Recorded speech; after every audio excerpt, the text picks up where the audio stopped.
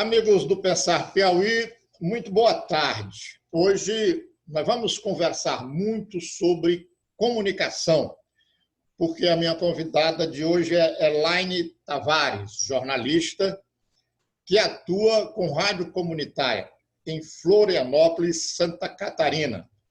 Nós estamos aí, eu não fiz as contas, Elaine, mas a quase 3.000 quilômetros de distância. Muito boa tarde, como vai você? É um prazer recebê-la aqui no Pensar Piauí. Prazer é meu falar com o povo do Piauí, que maravilha. Então, você já tem alguns janeiros aí de atuação no jornalismo, né? E passou por jornalismo que a gente chama de jornalismo comercial, mas já está há algum tempo também no jornalismo popular, no jornalismo comunitário.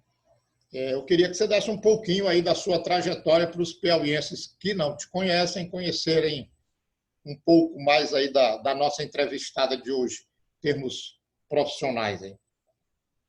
Então, é uma caminhada grande, né? Já são quase 40 anos aí de trabalho, né? Comecei no rádio, ajudando meu pai numa emissora de rádio lá de São Borja, que era inclusive de propriedade do ex-presidente João Goulart, que foi deposto pelo golpe.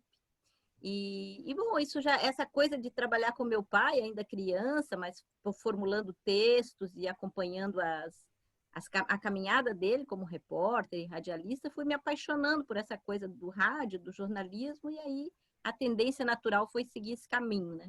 E eu sempre tive muito ligada à comunicação, mas a minha vida profissional mesmo, carteira assinada, essas coisas, ela começa no comecinho dos anos 80 na TV Caxias, onde eu comecei a trabalhar como repórter de televisão, né? Que era um pouco rádio com imagem, né? E aí, pronto, daí não saí mais da televisão por um longo tempo, né? Até que eu vim para Florianópolis para fazer a faculdade, porque até então eu era só radialista, não era jornalista de formação, né? E aí vim para Florianópolis, onde fiz a faculdade de jornalismo e comecei a trabalhar também em outros veículos de comunicação. Mas nesse período mesmo de trabalhar como repórter de televisão e outros meios, eu sempre fui muito ligada aos meios populares, né? Então, ligada enfim, a formação, a atuar com as comunidades de periferia, formando gente para poder comunicar, né? Oscar, porque tu sabe como é que é. A mídia comercial, ela não expõe a voz da maioria da população, né? Então, a gente precisa formar o pessoal. Mas, ainda sem entrar no nosso assunto mais específico, a comunicação, você falou aí da ligação do seu pai com a política, né? Ele era um seguidor do Jango, mas você tem seu pai também deixou em você um gosto pela música caipira, música regional. É verdade? Sim, o meu pai, inclusive, foi um dos primeiros radialistas, digamos assim, lá no Rio Grande do Sul, que trouxe a música caipira para o Rio Grande do Sul, né? Que imagina, né? O Rio Grande do Sul muito bairrista, né? Com a música própria e tal. E o pai tinha um programa que chamava-se O Ranchinho do Inhosé, né? E era um programa que fazia muito sucesso na rádio na época. E pronto, a minha casa, né? O pai tinha milhares de discos, então aprendi a falar, eu acho. E no Rio Grande, ele tocava músicas caipiras, interior de São Paulo, Minas, é isso, é? Sim, Tonico e Tinoco, Liu e Léo, Zico e Zeca, Cascatinha, Ana. Mas também tinha um programa de música gaúcha, né? Então o caipira era de manhã cedo e a música gaúcha às 6 da tarde. Então, às 6 da tarde era a música gaúcha de raiz, que é aquela música porrada mesmo, né? Bonita. E com histórias, contando causos e tal. Então, ele tinha essas duas vertentes, assim. Então, a música... Deixa eu lhe dizer, isso, digamos assim, é um traço comum comigo aqui. Eu visitei Santa Catarina e o Rio Grande do Sul apenas uma única vez. Santa Catarina eu fui mais a trabalho, o Rio Grande do Sul eu fui passear mesmo. Mas eu sou um apaixonado pelas coisas do Rio Grande do Sul. Aquela bombacha, o chimarrão. Aqui em Teresina eu tenho o chimarrão, né? Tem o chá, né? Aqui acolá escorrega aí tomando um chimarrão. E gosto muito da música gaúcha. Até separei aqui para mostrar para você. Eu sou do tempo do LP, aqui do Moraizinho, Cantinho da Paz, e como falar do Rio Grande do Sul, não falar do Teixeirinha, enfim, mas tem também Borguetinho, né? O Borguetinho aqui também, excelente acordeonista, e eu sou muito fascinado por esse regionalismo dos gaúchos, né? Nós também aqui no Nordeste somos, estou aqui de um lado aqui, ciceroneado pelo Padre Cícero, lá distante tem um lampiãozinho meio que apagado lá perto da máquina de escrever. Mas é isso. Agora, vamos entrar no nosso assunto aqui, que é comunicação e jornalismo, propriamente dito, Elaine. Eu iniciaria perguntando para você qual o papel do jornalismo na sociedade. Olha, o jornalismo, muita gente diz que o jornalismo é filho do capitalismo, que ele enfim, serve ao poder e tal, e tem uma certa razão, ele realmente nasce para servir o sistema capitalista, né? Mas ele escapa, né?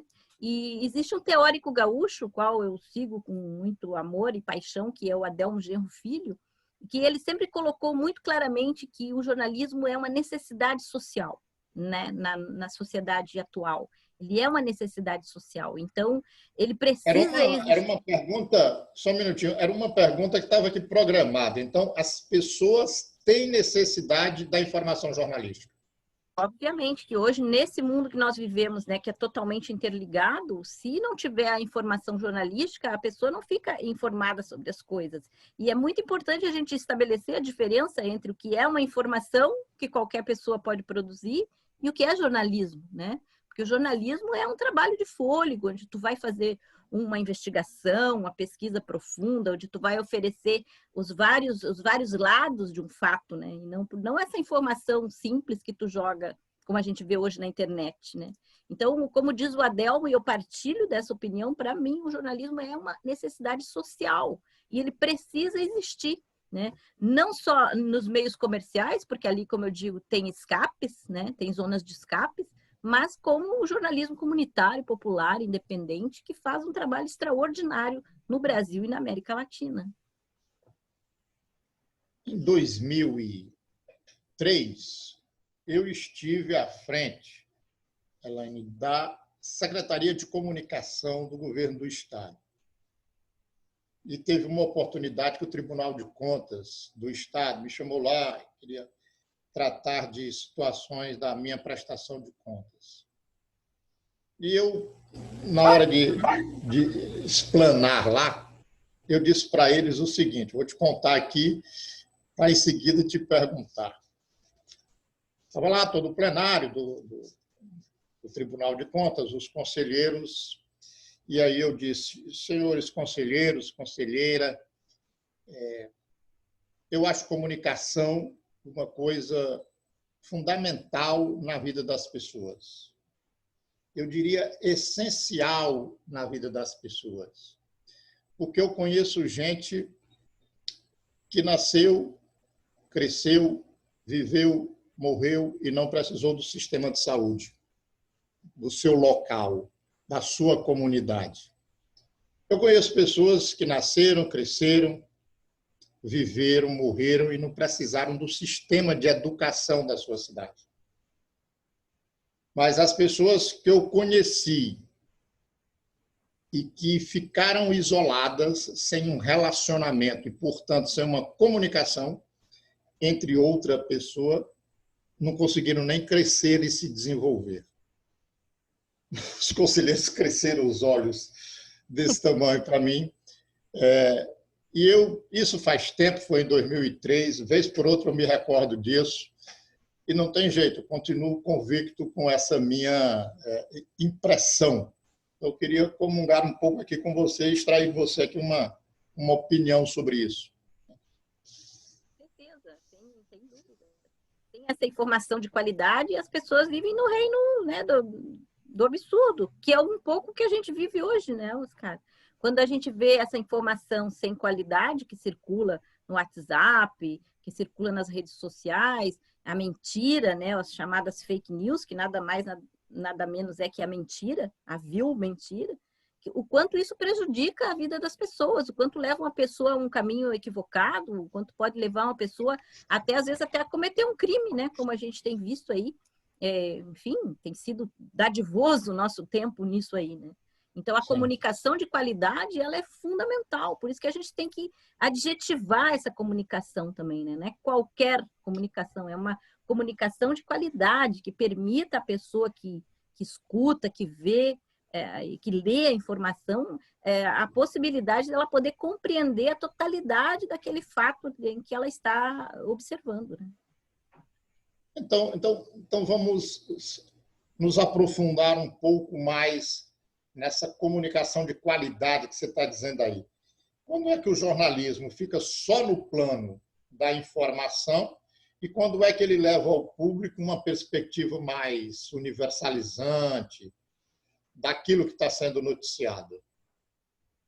Tu sabes que esse jornalismo, que uma amiga minha jornalista, Raquel Moisés, chama de manual de geladeira, né? Porque ele responde aquelas 6 perguntinhas e deu, né? Esse jornalismo chegou aqui nos anos 60, 70 já, né? Com aquela ideia de trazer a objetividade. E a gente sabe que não existe objetividade, né? Toda a nossa leitura de mundo, ela está submetida à nossa própria subjetividade. O que é objetivo é o fato em si, mas como tu olha para ele, tu vai depender de como é que tu faz da tua pessoa, do acúmulo que tu tem, né? Então, essa informação que a gente vê nos meios comerciais, por exemplo, que inclusive é ensinada na universidade, é justamente essa informação manual de geladeira. Muito raramente se ensina o jornalista a ter essa capacidade crítica, né? Inclusive, o pressuposto básico desse jornalismo liberal é ouvir os dois lados. Ora, um fato não tem 2 lados, um fato tem vários lados, né? E nós, como jornalismo, esse jornalismo de qualidade que eu digo, ele tem que ter essa capacidade de conseguir capturar as várias facetas do fato, para que a pessoa tenha a condição de formular a totalidade daquilo ali, né? Então, isso não é uma coisa fácil, né? Não é uma coisa que a gente aprende, um curso valita. Não, isso aí é uma caminhada histórica, né? Que a gente faz de leituras, de reflexões e tal. E a gente sabe o quanto que na nossa profissão de jornalista e atuando às vezes em jornal comercial ou rádio ou televisão, quanto pouco tempo a gente tem para isso, né? Porque a gente é super explorado, né? Nesses veículos. Então, às vezes, o próprio jornalista não consegue ele mesmo pensar e estudar e refletir. Então, existe uma maneira de fazer o jornalismo que leva a isso, a ser um jornalismo que não forma, né? Ele apenas informa.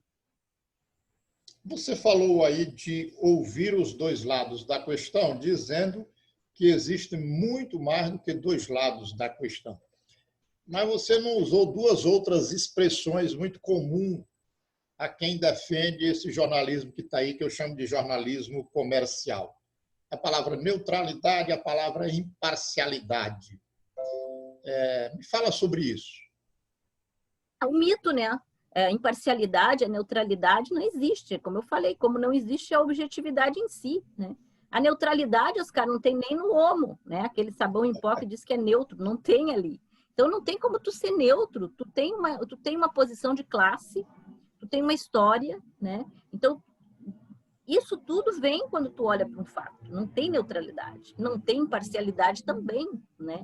E quando a mídia diz que é imparcial, já tu desconfia, né? Porque não é. Eu sempre lembro aqui de um tempo que já existiu no Brasil em que nós tínhamos os jornais partidários, né? O cara comprava o jornal X, sabia que aquele jornal tinha a posição da UDN, do PTB e tal. Era tudo muito claro. As pessoas não eram enganadas com esse mito da imparcialidade, né? Sabia muito bem qual era aquele discurso. Então, depois o jornalismo comercial pegou isso como mito, justamente para mentir para a comunidade, né, para a população, de que aquele jornalismo que ele está fazendo não tem uma posição ali, né? Não tem um lado, quando na verdade tem, né? Então, isso tudo, qualquer estudioso do jornalismo já superou essa coisa aí, que não existe. Mas, infelizmente, a gente vê o quanto que isso ainda está muito presente, né, no discurso dos donos de jornal, de televisão ou de qualquer meio de comunicação. Sou uma pessoa que faz o jornalismo, faz a comunicação, mas é uma pessoa que, ao mesmo tempo, pensa, né, essa política. Aí nós tivemos ali mais atrás os jornais escritos que circulavam na mão das pessoas, faziam a cabeça das pessoas e tal. Teve um momento, como você bem lembrou aí, que aqueles jornais vinham assinados por aquela corrente ideológica que os patrocinavam. Teve o advento do rádio, que foi um fenômeno, a informação chegando rapidamente às pessoas, não mais depois de 24 horas, mais de 24 horas, mas simultaneamente. Depois chega a televisão, com a imagem que o rádio não tinha, em 2 momentos, a televisão preta e branca, a televisão colorida, e nós agora estamos com novas tecnologias. Nós estamos com a internet, que me possibilita fazer essa entrevista. Eu em Teresina, você em Florianópolis. Tem mais o telefone, que hoje em dia é um tudo na vida das pessoas. Como é que você está vendo esse momento da comunicação com essa evolução toda?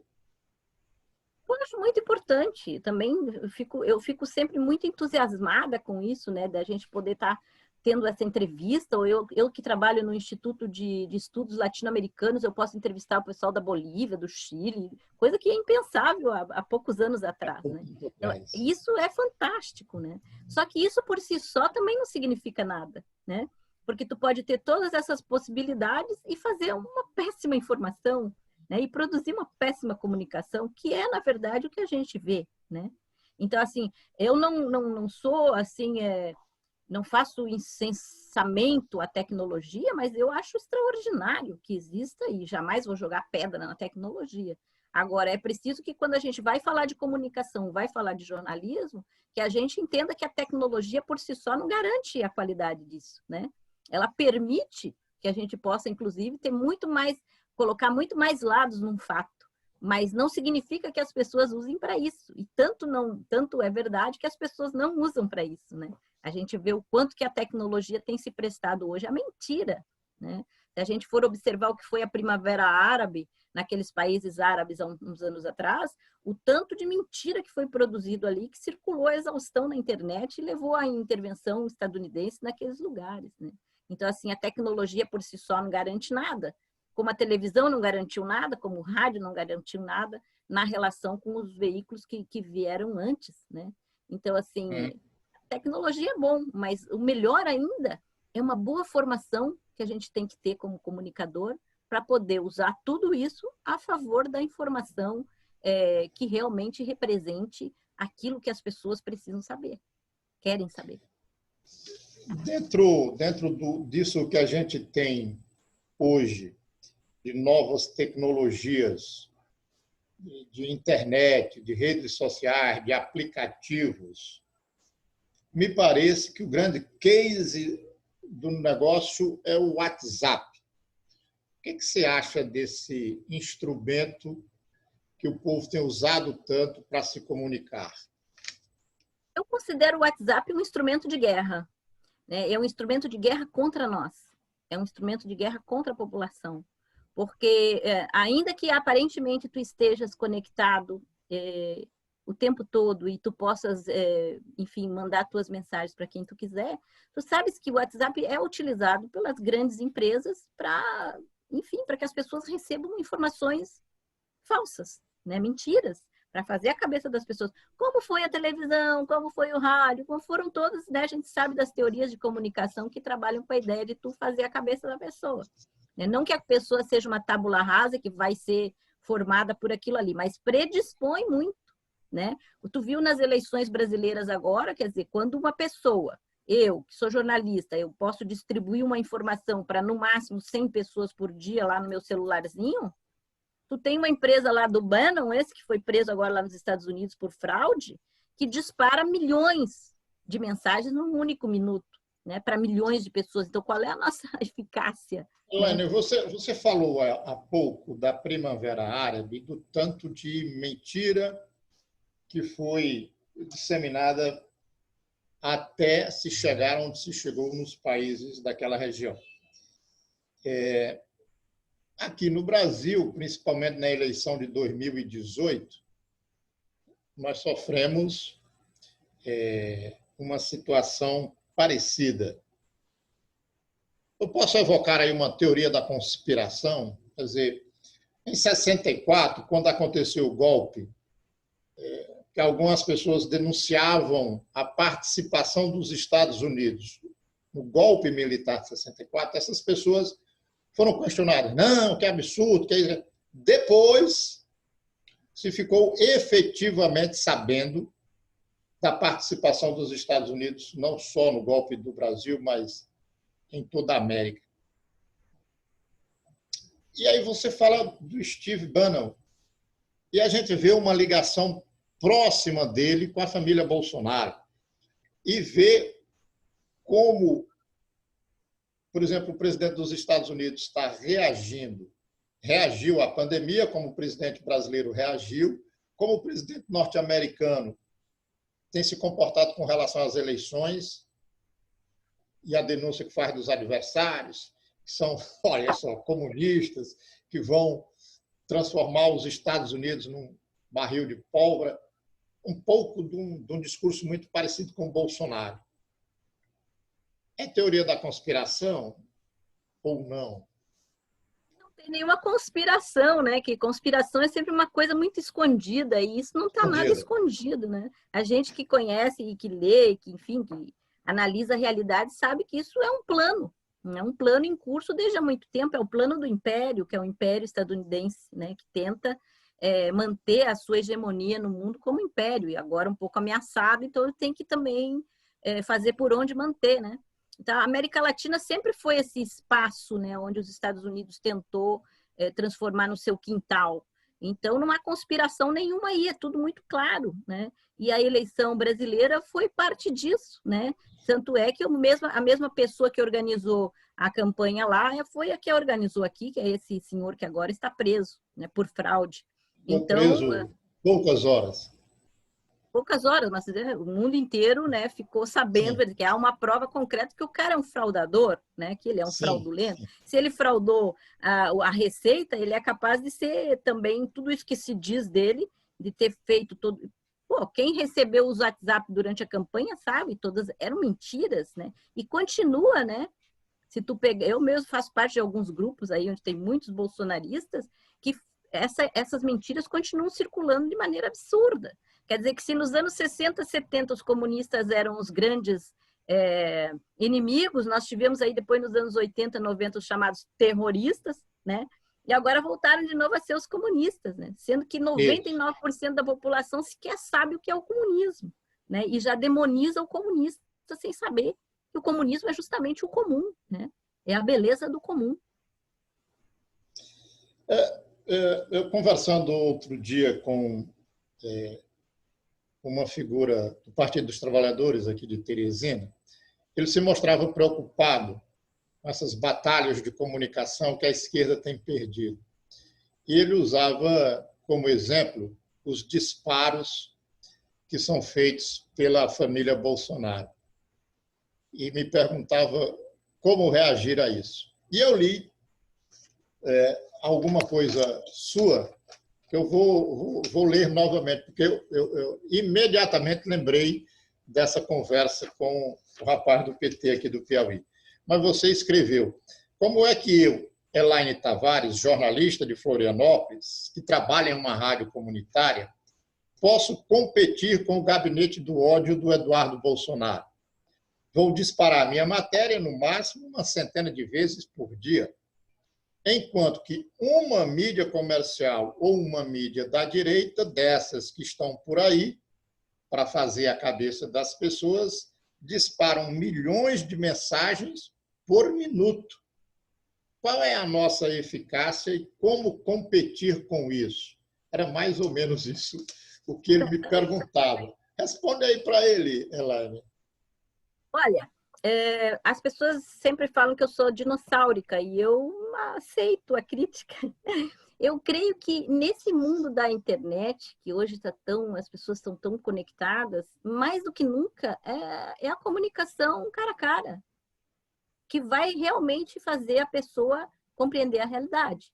E para isso eu uso até o WhatsApp como exemplo. Por quê? Por que o WhatsApp é tão poderoso? Porque quem passa a informação é a tia, é a avó, é a mãe, é a irmã, é a sobrinha, é o amigo. Ou seja, a informação é de um núcleo muito próximo, muito confiável. Tu não vai confiar na tua avó, na tua mãe, né?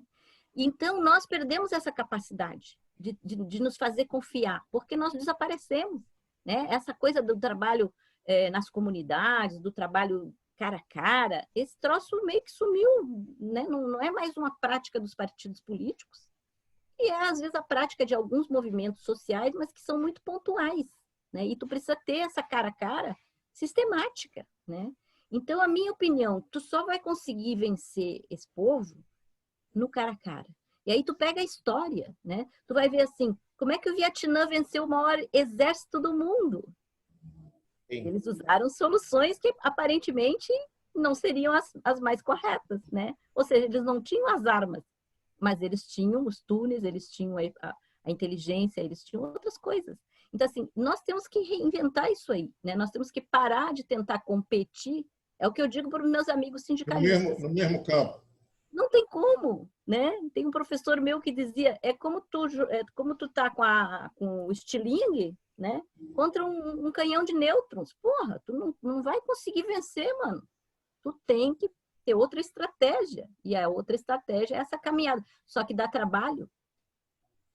Dá trabalho fazer isso. Porque aí tu não pode mais ficar no conforto do teu lar. Tu tem que subir na traseira de um caminhão e ir para a comunidade, mano. Então, assim, tu não vê mais essa disposição, entendeu? Então, assim, ou tu faz isso, ou tu vai cada vez mais viver esse maravilhoso mundo novo, né? De alienação, que só tende a se aprofundar, né? Não tem como se desfazer disso. Não vai disputar na mesma linha. Tem que ser diferente. Então, eu mantenho firme a minha proposta do cara a cara, né? Então, e continuo fazendo isso. Trabalho de formação nas comunidades, no interior. Mas quando você diz isso, digamos assim, é uma análise mais política, né? De comportamento de um total de uma sociedade, de organizações sociais e tal. Aí agora eu preciso perguntar, mas no meio disso tudo existem meios de comunicação alternativos, populares, sei lá como que a gente define aqui, mas que caminha nesse lado de cada história, né? Como é que esse pessoal vem atuando e como é que deve atuar, né, nesse mundo de WhatsApp, de fake news, de mentira? Quem se propõe a fazer comunicação a partir dos excluídos, dos trabalhadores, dos oprimidos? Como fazer essa comunicação? Essa que é a minha grande preocupação, que eu tenho discutido muito aqui. Quer dizer, mesmo os meios de comunicação alternativos, comunitários, populares, eles tentam fazer essa disputa com as novas tecnologias, só que não dá, não tem como, né? Então, eu creio que o que tem que fazer, e é o que eu faço, minha opinião, claro, né, não é continuar fazendo trabalho sistemático de resistência comunicacional, de resistência cultural. É um trabalho duro, trabalho difícil, trabalho demorado, mas tem que fazer. E não tem que entrar nesse desespero de querer competir com o WhatsApp, com a internet, com não sei o que lá, entendeu? Eu tenho um programa na rádio comunitária há quase 15 anos e ali todo sábado eu passo meu recado. Eu não tento expandir isso para o universo, entendeu? Eu tento passar o meu recado para aquela comunidade que me escuta, né? Que não chega, sei lá, 2.000, 3.000 pessoas, talvez, que me escutem. Então, é nesse grupo que eu tenho que fazer a minha inserção, né? Como comunicadora popular. E se eu estou num outro veículo, é naquele grupo ali. Então, assim, eu não consigo conceber essa ideia de que tu tem que, sabe, tu tem que estar no WhatsApp, no Instagram, no não sei o que, babá. É uma loucura isso aí. Eu acredito firmemente, Oscar, que tu até pode estar nesses... Tá tendo sol aí em Florianópolis. Tá batendo bem na minha cara, vou ter que mudar aqui. Desculpa, continua, pode continuar. Não tem problema não. Isso é uma brincadeira que eu fiz. Está me atrapalhando também. Então, é isso que a gente tenta discutir com os companheiros aqui, entendeu? Porque senão tu vai tentar, como tu enxugar gelo, né?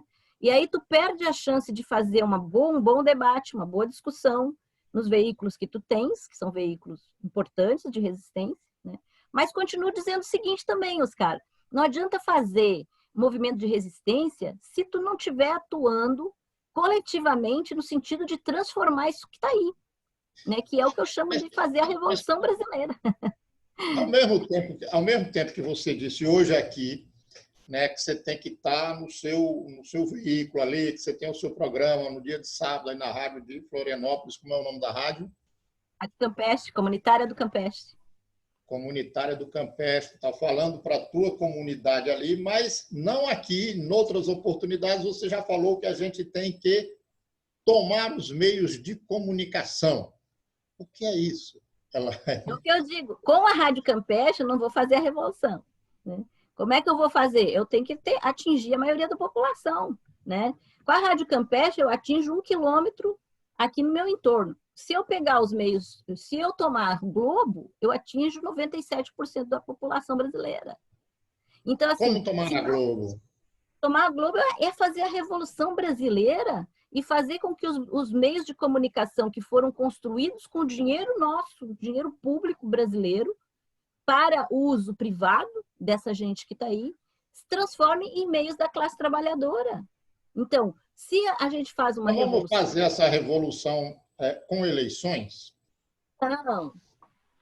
Não, com eleição não, porque a eleição quem vence é o poder financeiro.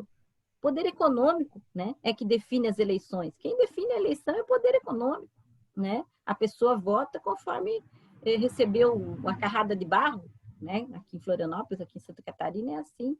Então a revolução é um processo, né? É um processo longo de luta, de transformação, de lutas coletivas. Nós estamos longe ainda disso, né? Mas se a gente não tiver isso como horizonte, todo o nosso trabalho, para mim, é inútil, né? Porque não adianta eu estar fazendo esse debate aqui se eu vou querer estar sempre resistindo. Eu não quero resistir, né? Eu costumo dizer assim, não quero resistir, eu quero atacar. Eu quero atacar uma comunicação de qualidade que possa formar a população com informação que a pessoa veja sentido naquilo, que não seja mentira, que não seja falsa, que não seja irreal, né? E para isso eu preciso dos meios. Eu preciso da Globo, eu preciso da TV Record, né? Eu preciso da Folha, eu preciso dos grandes meios. E para operar esses grandes meios, a gente precisa de profissionais, de jornalistas e de outros profissionais. Eu tenho uma discussão aqui em família com alguns médicos. E aí eu faço uma crítica e tal. Pô, tio, mas o senhor gosta de criticar os médicos? Eu falei, não, eu vejo muitos problemas, por exemplo, na minha formação. Porque na crítica que eu faço aos médicos, eu critico a formação deles. Eu acho que a medicina está formando muito técnico de hospital e pouco ser humano com a capacidade de ver que o outro tem um problema. E aí eu digo para eles, não, no meu campo também eu vejo muitos problemas de formação. Como é que você vê a formação dos jornalistas no Brasil hoje, Elaine? É uma coisa que eu discuto bastante também com os meus pares, né, nos congressos da FENAGE, enfim. Justamente isso, a formação é ruim, né? Nós tivemos aí nos inícios dos anos 90 uma virada, né, nos currículos, inclusive, de cursos de jornalismo, onde foram tiradas dos cursos as cadeiras referentes às humanidades, né? E nós ficamos com um jornalismo muito tecnicista. Então, eu costumo dizer isso para a gurizada. Eu digo, olha, vocês sabem mexer no Photoshop, no WhatsApp, no todos esses programas fantásticos que tem aí, e não sabe perguntar, né? Vai numa coletiva e não sabe perguntar. E por que não sabe perguntar? Porque não tem estofo. Porque não tem leitura, porque não tem discussão da leitura, porque também não adianta só ler, né? Tu tem que discutir coletivamente e construir um pensamento a partir disso. E tu não vê isso no curso, né? Meu sobrinho, por exemplo, fez o curso de jornalismo aqui na UFSC, que eu sempre dizia para ele, puxa vida, tu não está lendo um livro, tu tem que ler um livro inteiro, né? Não adianta ler um xerox, né? Então, sempre obrigava a ler o livro inteiro, né? Porque não é ler uma parte de um livro. Então, assim, a formação jornalística hoje no Brasil é uma formação para o manual de geladeira, né? Então, quando vem o empresariado e diz que não precisa de diploma, está correto. Porque para fazer esse tipo de jornalismo que se faz nos meios comerciais, não precisa mesmo não, né? Porque a pessoa não precisa ter estofo para produzir a informação dessa forma, né? Agora, para tu produzir jornalismo de qualidade, aí a parada é outra. Então, isso tu não vê esse discurso, tu não vê ele ecoar também entre os professores dos cursos de jornalismo, né? Muito pelo contrário. É sempre jogando pedra em quem faz essa crítica, né? Então, é difícil transformar. Você falou aí em FENAGE, e aí eu me lembrei, você é contra a democratização das comunicações, Elaine Tavares? Estou, completamente. Esse é outro grande... Aqui no Piauí eu já coordenei por um período o fórum, o FNDC, Fórum Nacional pela Democratização das Comunicações, Regional Piauí. E já andei cobrando aí de uma série de autoridades a tal da democratização. Mas exponha seu pensamento aí, por favor. Então, a democratização é uma palavra que surge durante a ditadura militar, justamente por quê? Porque precisava de estender aquilo ali, né? Aquela dureza. Então, começa a falar em democratizar as coisas, que era para sair daquilo ali. Quando tu chega num Estado democrático, e tu não precisa mais democratizar nada, já está democrático, né? Então, a comunicação não precisa ser democratizada, a comunicação precisa ter soberania, né? E é isso que eu digo. Que democratização tu quer para a comunicação? Quando as pessoas falam, tem que ter mais mulher, mais negro, mais LGBT, mais isso, mais aquilo. Não, tu não pode querer ter mais um pouquinho de negro na televisão, um pouquinho de mulher. Não, tu tem que ter uma soberania da questão, né? Por isso que eu digo, tu tem que ter o domínio dos meios. E tendo o domínio dos meios, os grandes meios, aí tu vai ter uma comunicação verdadeiramente plural, vamos dizer assim, né? Mas não democrática, porque aí não cabe mais, a democracia já se deu, né? Então, o que a gente precisa ter agora é a soberania sobre os meios. Então, esse é um debate que eu faço na FENAGE e que também não tem eco, né? Porque o pessoal insiste em ficar democratizando a democracia. Como é que tu democratiza a democracia? Mas ali atrás, eu perguntei para você se a gente ia fazer a revolução com eleições, e você disse que não, porque isso era um processo. Essa soberania comunicacional que você apregou, para a gente chegar lá, a democratização das comunicações não seria um passo? Por exemplo, o projeto que o Franklin Martins escreveu para o PT e ficou numa gaveta lá do Lula e da Dilma, ele previa apenas a regulamentação da Constituição, né? E previa, por exemplo, que as empresas de comunicação não tivessem mais do que um veículo, ou televisão, ou rádio, ou jornal, ou portal. Tá? Não pode ter esse monopólio que tem hoje no Brasil. Você não acha que isso é um passo para essa soberania comunicacional? Isso é um passo, mas isso não é democratizar. É um passo, não é democratizar, porque a democracia já está. Né? Se tu considerar o que é a democracia burguesa. A democracia burguesa é essa que está aí, que define que determinados meios ficam na mão de uma classe, outra classe, determina a luta de classes no mundo. Então, essa é a democracia. Não tem como democratizar a democracia. O que tu pode fazer é produzir avanços dentro dessa democracia, mas isso não é democratizar. Isso é justamente avançar para um outro processo, que não é mais a democracia, que pode ser outra coisa, que pode ser o comunismo, que pode ser a ditadura do proletariado, né? Então, mas se tu usa essa palavra, porque a palavra, como dizem os astecas, as palavras caminham. Então, se tu usa essa palavra, a impressão que me dá quando eu ouço falar em democratizar a comunicação é isso, então não tem democracia? Né? A democracia está aí, é a democracia burguesa. Não é a democracia participativa da Venezuela, por exemplo, onde lá houve avanços na comunicação, tremendos avanços na comunicação. O que não significa que foi democratizada a comunicação. O que houve foi passos importantes dados na direção da construção do socialismo, que é diferente. Então, quando tu mantém essa palavra, tu está se mantendo dentro dos marcos do capitalismo, que é uma coisa que eu me recuso, né? Então, eu procuro sempre sair dessa semântica que nos mantém prisioneiros desse sistema que nos explora, né?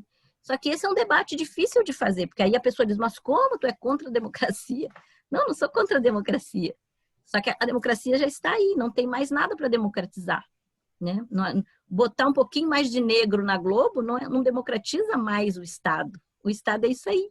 Tu bota negro na Globo e mata negro na rua, né? Essa é a democracia burguesa. Então, eu não quero isso. Eu quero outra coisa. Você falou da Venezuela e da ação do Chaves no campo da comunicação. Como que você viu o governo Lula e o governo Dilma e as comunicações?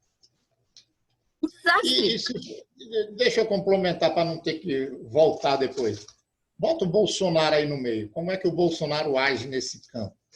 Lula, Dilma, Bolsonaro. Vamos lá. Então, o Lula foi um desastre, né? Porque o Lula quando chegou no governo, ele tinha uma aprovação de 80%. Ele poderia sim ter avançado nisso que tu falou aí do Franklin Martins. Pô, o governo Lula não poderia ter avançado nisso, na questão das concessões e tudo, que não é democratizar, é avançar no processo.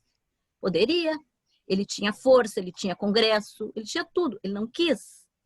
O Lula não topou, Oscar, botar a Telesur no sinal aberto aqui no Brasil, quando o Chaves propôs a Telesur. O Lula não quis. O Lula não investiu na comunicação comunitária popular. O governo Lula investiu em algumas figuras importantes, assim, que já eram figuras do status quo, como o Luiz Nassif, ou o Paulo Henrique Amorim, tá ligado? Não investiu na comunicação popular, diferentemente da Venezuela, que, meu Deus, criou uma lei de comunicação onde cada comunidade tinha a condição de produzir comunicação. Então, o Lula simplesmente ele não quis, foi uma decisão política que ele tomou. O Bolsonaro dá de 10-0. Você pulou a Dilma. Você pulou a Dilma, não vai falar da Dilma. A Dilma seguiu o caminho do Lula. Se o Lula não fez nada, a Dilma fez menos nada, né? Então, assim, foi pior. Teve muita perseguição, inclusive, às rádios comunitárias durante o governo petista. Que os petistas dizem que não eram os petistas que faziam, mas aqueles que estavam dentro dos órgãos, que não eram petistas. Uma conversa meio enviesada. O fato é que não avançou em nada, em absolutamente nada, nem nas concessões e nem na possibilidade de produção de uma comunicação alternativa e independente. E o Bolsonaro, você vai ver, ele está no primeiro ano, está aí, tem a força do WhatsApp, que eles têm uma comunicação extraordinária. Eu reputo a palavra extraordinária a essas criaturas.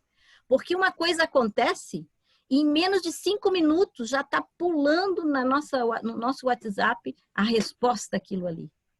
Tá ligado? Isso é fantástico. Isso é capacidade de resposta, de reação massiva, porque eles têm as empresas que fazem a distribuição massiva. E com certeza agora, tomando a TV Brasil, tomando os espaços, tendo a Rede Record como parceira absoluta, enfim, vai se espraiando e que tu vai ver nos próximos Bolsonaro anos. caça a concessão dos marinhos? Não creio. Porque, veja bem, os marinhos não são contra a política do Bolsonaro. Eles fazem um jogo de ser contra o Bolsonaro, a figura dele, a pessoa, né? Mas a política não. Tanto é que blinda o Guedes, né? Esse aí, o ministro das Finanças, aí ele tem carta aberta, né? A Globo não está nem aí. A Globo atende os interesses da classe dominante, que não está mais curtindo muito o Bolsonaro como pessoa, né? Mas que está, sim, disposta a acordos. Então, assim, a classe dominante sempre faz acordos. E muitas vezes, quando tu vê uma empresa ou alguém da classe dominante fazendo um ataque muito forte a determinado núcleo de poder, está querendo barganhar. Eu digo isso porque na ditadura de 64 nós tivemos televisões que tinham muito mais audiência, que foram preteridas pelos militares, falidas naquele momento, em benefício da Globo. Teve empresas aéreas, por exemplo, como a Panair, porque os donos não comungavam de como os militares comandavam o país, a empresa foi falida, né? Então, os empresários eles têm os acordos, mas eles têm os momentos de não acordo e que acontecem no campo deles. Nada impede, por exemplo, que o Bolsonaro invista de maneira muito forte na interior. Veja só, eu não disse o Bolsonaro vai acabar com a Globo. Eu perguntei, o Bolsonaro vai caçar a concessão dos marinhos, porque a Globo nunca deixará de existir. O que talvez possa existir é um outro comando, que não é aquele que eu queria, nem o que você quer, mas apenas uma troca na mão de grandes empresários. E eu penso que o Bolsonaro ele é capaz disso, né? Mas deixando agora o campo da comunicação um pouco de lado, você que é de Santa Catarina, Florianópolis, eu queria que você me falasse da pandemia. Primeiro, como que o governo de Santa Catarina tem enfrentado esse período de pandemia no Brasil? Qual foi a política do governador, do prefeito de Florianópolis e como que o povo reagiu? E, por fim, queria que você me falasse que mundo que nós vamos ter depois da pandemia. Eu tenho feito algumas entrevistas aqui neste período, de março para cá, e gosto de perguntar, repetir essa pergunta às pessoas. Que mundo que nós vamos ter depois desse enclausuramento das pessoas, depois dessas milhares de mortes, depois de a gente ver exemplos como dos Estados Unidos e do Brasil, enfim. Com você, Elaine. Então, aqui em Santa Catarina é um caso incrível, porque quando começou essa história da pandemia no mês de março, o governo foi sensacional. Imediatamente o governador foi para a televisão, todo dia dava coletiva, mandou se suspender aqui, suspender ali, vão fazer isso, vão fazer aquilo. E o governo estadual e o governo local, florianopolitano, foi uma ação assim extraordinária. Todo mundo ficou assim. Primeiro porque o governador é aliado do Bolsonaro, embora estejam em rota de colisão aí, mas são do mesmo partido, têm o mesmo projeto político, né? Então ficou todo mundo meio boquiaberto com aquilo ali, né? Mas agiram de maneira muito sensata, muito profissional, o secretário de saúde, blá, blá, blá, blá, blá. Na medida que o tempo foi passando, quer dizer, primeira semana, segunda semana, terceira semana, quando deu um mês, já começou a pressão dos comerciantes, do empresariado, pipipi, popopó, aí começa a pressão, nego, ninguém segura a onda, né? Aí já começa a soltar aqui, soltar ali, o governador já não aparece mais para dar coletiva. Aí o secretário de saúde daqui comprou 200 respiradores, pagou à vista e antecipado, um valor de 33 milhões de reais, e os respiradores não serviam para atuar dentro do hospital. Era respirador para usar em unidade móvel, que tinha né, podia ficar muito pouco tempo na pessoa, né? Então, assim, um dinheiro jogado fora, aí vem a Assembleia, chama, tira secretário, um furdunço tremendo. E nesse ínterim, o governador desapareceu e os empresários começaram, então, obviamente, a pressionar ainda mais. E aí começou a abertura de tudo, abertura de transporte coletivo, abertura de ginástica, de não sei o que lá. Aí, aqui em Santa Catarina, aqui em Florianópolis, nós somos uma ilha, temos 42 praias, e aqui o prefeito proibiu a ida às praias e abriu as academias de ginástica e os shoppings. Ou seja, ultra nonsense total, né? Então, a curva das mortes foi crescendo, crescendo, crescendo, e vem não crescendo, né? Apesar de que parece que a sensação da Covid já acabou, né? Ninguém mais está se importando, parece que nada, 1.000 mortes por dia é pão comido, tranquilo. Naturalizaram a morte. Naturalizou. E aqui em Santa Catarina está assim, está tudo aberto, tu sair na rua, está tudo aberto, todo mundo sem máscara, E, claro, tudo isso teve toda essa interferência do governo federal de minimizar o processo, de não ter um tratamento unificado, jogou na mão dos governadores, dos prefeitos, cada um faz uma coisa. Aqui, só na nossa região metropolitana, enquanto Florianópolis havia suspendido o transporte coletivo, a cidade vizinha não. Então, assim, uma maluquice total, né? E as pessoas nessa loucura. Aqui já temos não sei quantas mortes aí, só a faixa da morte crescendo, crescendo, crescendo. E as pessoas naturalizou. Alguém, tem que morrer, vai morrer. E toca o barco, como disse o presidente Bolsonaro. Então, no final das contas, né, aquilo que começou muito bem, imediatamente confrontado com os interesses econômicos, já abriu a perna e, liberou tudo.